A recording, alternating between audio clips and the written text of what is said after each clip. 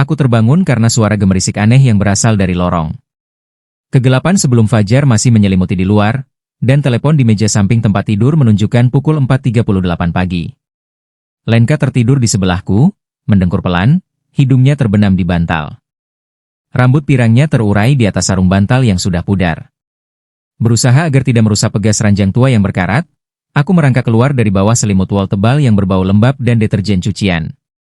Kami tinggal sementara di rumah ayah mertuaku sementara pipa-pipa busuk di apartemen kami sedang diganti, dan ruangan sempit dengan wallpaper yang mengelupas ini menjadi tempat berlindung kami. Ranjang itu meninggalkan rasa sakit yang mengganggu di punggung bawahku di pagi hari, dan ubin dingin di bawah kakiku yang berat membuatku menggigil. Gonggongan anjing liar terdengar dari kejauhan menembus dinding, dan di suatu tempat di lorong, sebuah pintu terbanting, bergema dalam keheningan. Aku membeku, mendengarkan. Suara gemerisik berganti menjadi bunyi gedebu pelan, seolah-olah seseorang dengan hati-hati sedang menatap piring atau menjatuhkan sesuatu yang kecil. Sendok, tutup, koin, di atas meja. Suara itu berasal dari dapur, dan ada sesuatu yang aneh, meresahkan. Rasa kantuk akhirnya hilang, digantikan oleh rasa ingin tahu bercampur dengan sedikit kecemasan yang terasa seperti hawa dingin di dadaku. Aku berjalan menyusuri lorong, berusaha melangkah setenang mungkin, tetapi lantai parket tua itu masih berderit di bawah kaki, mengkhianati setiap langkahku. Setiap gemerisik terasa memekakan telinga dalam keheningan apartemen yang mencekam, dan aku mengutuk diriku sendiri atas kecerobohanku, membayangkan Lenka bangun dan bertanya kemana aku pergi di tengah malam. Sesampainya di pintu dapur, aku menahan napas dan dengan hati-hati membukanya, berusaha agar tidak mengganggu handuk yang tergantung di gantungan. Dalam cahaya redup lampu jalan yang menyaring melalui tirai usang dengan motif bunga yang pudar, aku melihat Raisa Pavlovna, ibu mertuaku. Dia berdiri di dekat kulkas tua, yang berdengung seperti binatang yang lelah.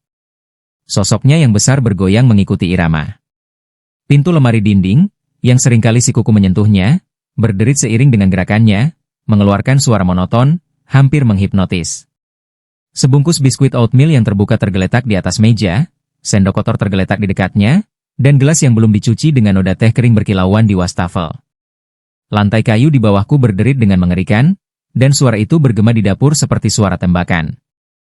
Raisa Pavlovna tiba-tiba berbalik, dan mata kami bertemu. Wajahnya, yang diolesi krim malam tebal, berkilauan dalam cahaya redup, dan matanya, yang dihiasi maskara biru terang, menunjukkan campuran rasa takut dan jengkel. Bibirnya yang pucat bergetar, dan dia berkata, "Sasha, apa yang kau lakukan di sini?" Suaranya sangat cempreng, hampir pecah, dan aku memperhatikan jari-jarinya mencengkeram tepi meja dengan kuat, sementara gelang besar dengan manik-manik kaca murahan, yang biasanya dilepasnya sebelum tidur, berkilauan di pergelangan tangannya. Jubahnya yang bermotif bunga, diikat dengan simpul yang asal-asalan, sedikit terlepas, memperlihatkan ujung gaun tidur pudar dengan kerah rendah. "Hanya ingin minum air," gumamku, memalingkan muka dan berpura-pura tidak memperhatikan pose anehnya. Jantungku mulai berdebar kencang, tetapi aku memaksa diri untuk bernapas teratur, meskipun tenggorokanku kering, dan tiba-tiba aku menyadari bahwa aku benar-benar haus. Dia cepat pulih, merapikan jubahnya, hampir menyentuh mangkuk gula di tepi meja, dan melangkah ke arahku, sandal pom-pomnya bergesekan dengan ubin.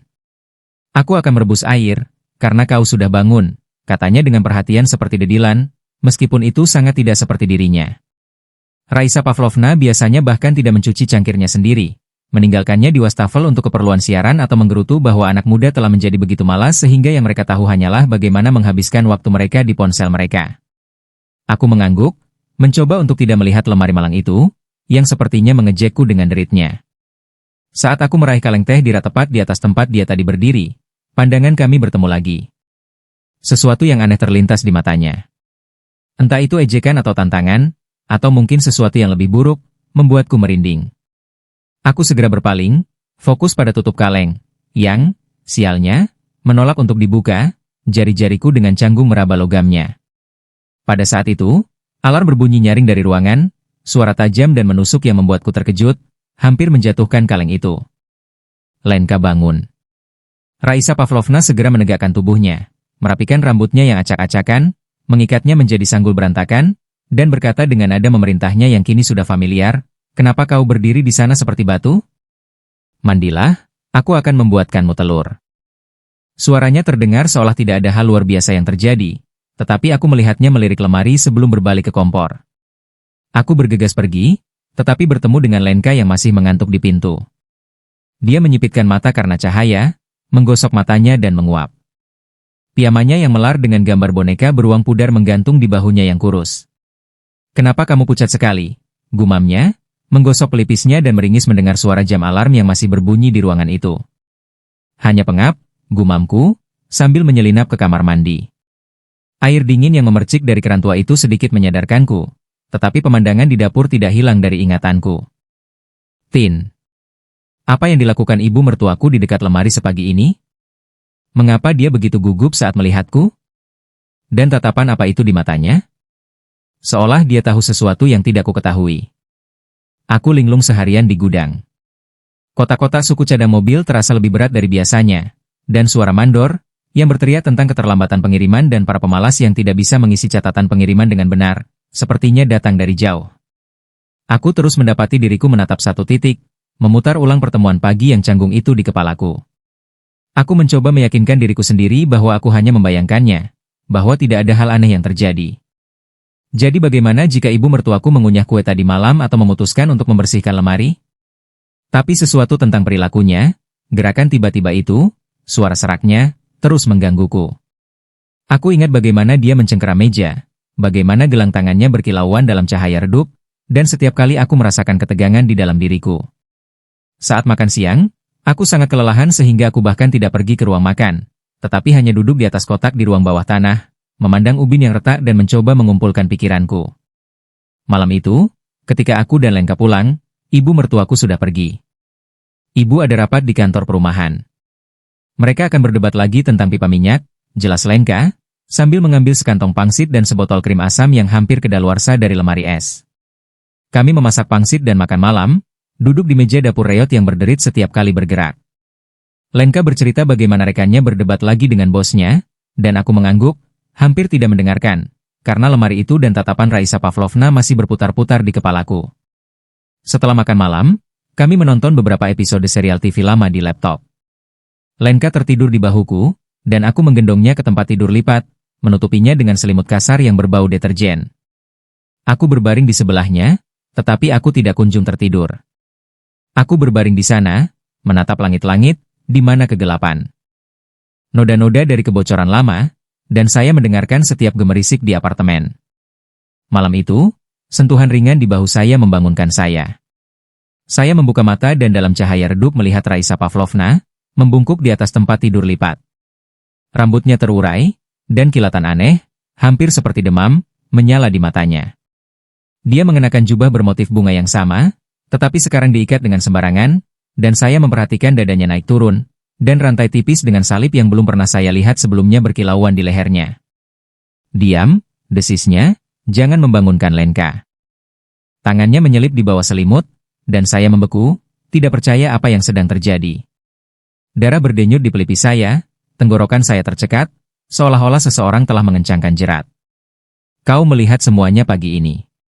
Suaranya panas, hampir membakar, dan napasnya terlalu dekat, dengan aroma samar permen karet min dan sesuatu yang lain, mungkin anggur. "Sekarang giliranmu." Saya mencoba menarik diri, menggumamkan sesuatu yang tidak terdengar, tetapi dia tiba-tiba menekan jarinya ke bibir saya. Kukunya menggores kulitku dengan ringan. "Diam. Atau kau ingin putrimu tahu bagaimana kau memata-mataiku?" Tangannya yang lain bergerak dengan percaya diri, dan yang membuatku ngeri, tubuhku mulai mengkhianatiku, meskipun rasa jijik mengalir di pembuluh darahku seperti racun. Itu tidak berlangsung lama, tetapi setiap detik terasa seperti keabadian. Ketika dia akhirnya pergi, menyelinap diam-diam ke dalam kegelapan lorong, aku berbaring menatap langit-langit yang retak, tidak mampu memahami apa yang telah terjadi. Jantungku berdebar kencang seolah ingin meledak dari dadaku, darah berdenyut di pelipisku, dan spray di bawah jari-jariku basah oleh keringat. Aku mencoba meyakinkan diriku sendiri bahwa itu adalah mimpi, bahwa ini tidak mungkin terjadi. Tetapi aroma krim bunganya masih tercium di udara, dan kulit di bibirku terasa terbakar karena sentuhannya. Aku menoleh ke arah Lenka. Dia tertidur, tidak curiga. Napasnya teratur dan tenang, dan tangannya terletak di atas selimut, mencengkeram tepi bantal. Gelombang rasa bersalah menyelimutiku, tetapi bercampur dengan sesuatu yang lain, ketakutan, rasa malu, jijik, yang tersangkut di tenggorokanku. Pagi itu saat sarapan, Raisa Pavlovna bertingkah seolah tidak terjadi apa-apa. Dia menggoreng panekuk di wajan besi cor tua, menggerutu tentang tetangga yang kembali membanjiri ruang bawah tanah, dan menuangkan teh untuk Lenka, menggerutu bahwa dia menambahkan terlalu banyak gula dan kemudian mengeluh bahwa celananya terlalu ketat. Aku duduk, menatap piringku, berusaha untuk tidak menatap matanya. Jari-jariku gemetar saat memegang cangkir, dan aku menyembunyikannya di bawah meja agar Lenka tidak menyadarinya. Panekuk, yang biasanya terasa lezat, sekarang terasa seperti kardus, dan aku menelan satu suapan dengan susah payah, meminum teh dingin. Ketika Lenka keluar ke lorong untuk menjawab telepon, ibu mertuaku diam-diam menyelipkan selembar kertas terlipat kepadaku. Aku membukanya di bawah meja. Tertulis di atasnya dengan tulisan tangan yang canggung, malam ini tengah malam. Kau tidak mau ikut? Aku akan memberitahu Lenka bagaimana kau mengikutiku. Aku merasa darah mengalir dari wajahku, dan selembar kertas itu hampir jatuh dari tanganku. Raisa Pavlovna menatapku, dan senyum yang hampir tak terlihat tersungging di bibirnya. Dingin, hampir penuh kemenangan, seolah-olah dia telah memenangkan suatu permainan yang aturannya bahkan tidak kuketahui. Begitulah dimulainya minggu-minggu teraneh dalam hidupku. Di siang hari, semuanya berjalan seperti biasa. Aku membawa kotak-kotak di gudang, berkeringat karena peti-peti berat itu.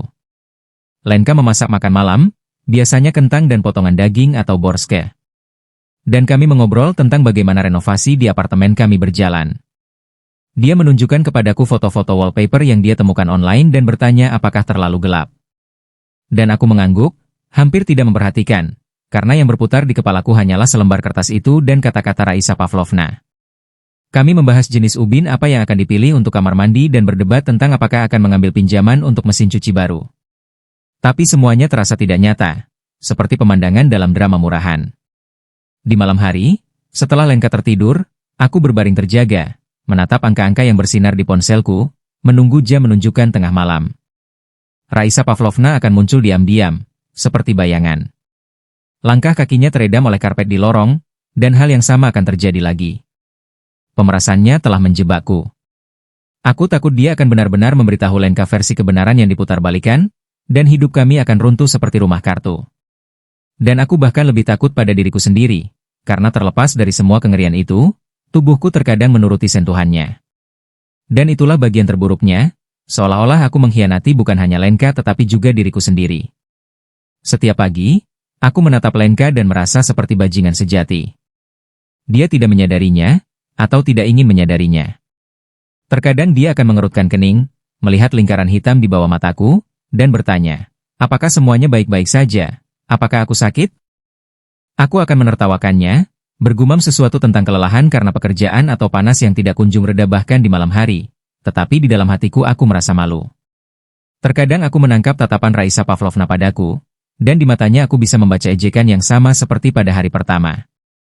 Dia menikmati kekuasaannya, dan ini terlihat dari caranya merapikan rambutnya, caranya dengan santai melemparkan garam ke arahku di seberang meja, atau caranya tatapannya tertuju padaku ketika Lenka meninggalkan ruangan. Suatu hari saat makan malam, dia tiba-tiba berkata, sambil menatapku lurus, Sasha, kau terlihat lesu. Tidakkah kau berpikir untuk berganti pekerjaan? Kalau tidak, kau akan berjalan seperti hantu. Lenka langsung mengerti. Ya, Sasha, kau benar-benar lelah. Mungkin aku harus berlibur atau pergi ke dokter? Aku bergumam sesuatu tentang kurang tidur dan bergegas menjauh dari meja, merasakan tatapannya membakar punggungku dan tenggorokanku tercekat.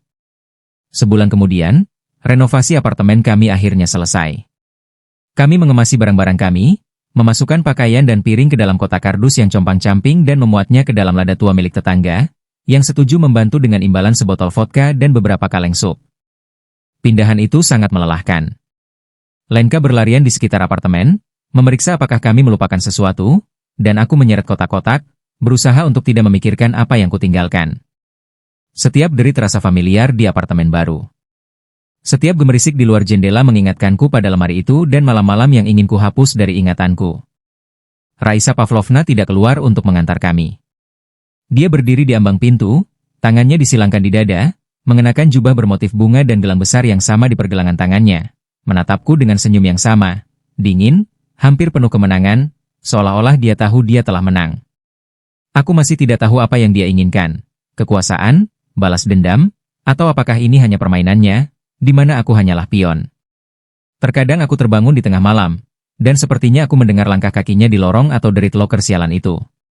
Aku bangun, memeriksa kunci, melihat Lenka yang sedang tidur, tetapi itu tidak membuatku merasa lebih baik.